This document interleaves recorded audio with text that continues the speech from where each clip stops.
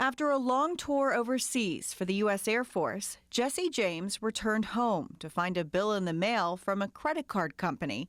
He doesn't use credit cards. So I immediately called the credit card company, and I called him and I said, hey, look, this is not my bill. I've been gone overseas. I've just got back. But what James didn't know, his wife thought he had opened a new credit card, so she made a payment while he was gone. So they said once I did that, then I had assumed that the debt of that credit card, and I was like, no, this is not mine. He stopped paying, and the thousands the company said he owed went to collections. The collection agency sued, so James went to court and fought back. It took almost a year, but a judge eventually dismissed the lawsuit, ruling the debt did not belong to James.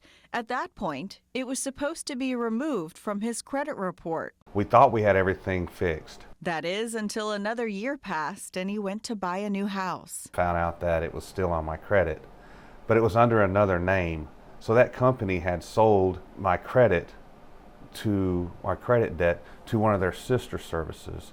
I knew this because it was the exact same amount of money. Basically, your debt kept coming back from the dead. It wasn't dying. Not until we got it taken care of. But it wasn't even your debt.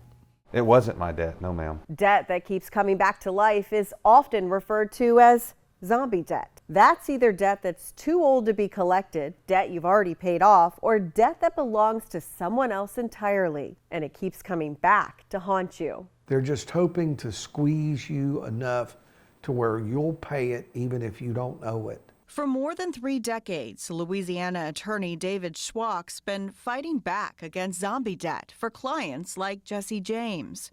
Consumers don't realize the debt collection industry is very ruthless. Schwach says under the Federal Fair Credit Reporting Act, once you miss a payment on a debt, creditors have 7 years to report you to the credit bureaus. Over the years, he's sued multiple collection companies for moving bad debt around to keep it alive. Just different names for the same exact debt collector.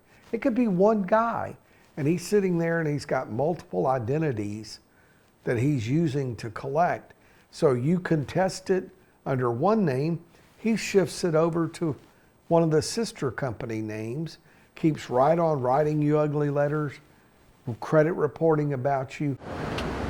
Collection activity like this has even caught the attention of the Consumer Financial Protection Bureau. Problems with the transfer of information from one collector to another it's a common problem in this industry. John McNamara is an assistant director at the CFPB. He's worked in the debt collection industry for more than 20 years.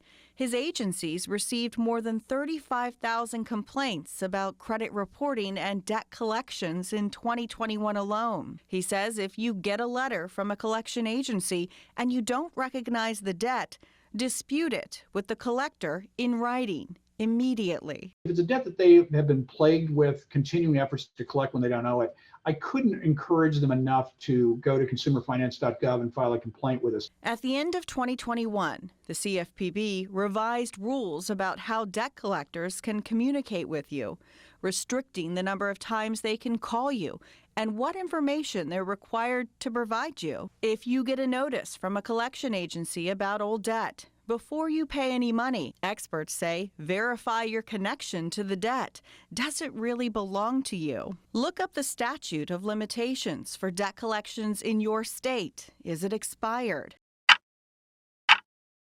Experts say if you make a payment on an old debt, even if it's not yours, it starts the clock on the statute of limitations all over again. If you need to dispute the debt, put it in writing to the collection agency, the original creditor, and all 3 credit bureaus. Also, report any issues to the Consumer Financial Protection Bureau. I make it my point to make sure I pay my debts. I don't owe anyone money. James was finally able to buy that house. He says, don't wait.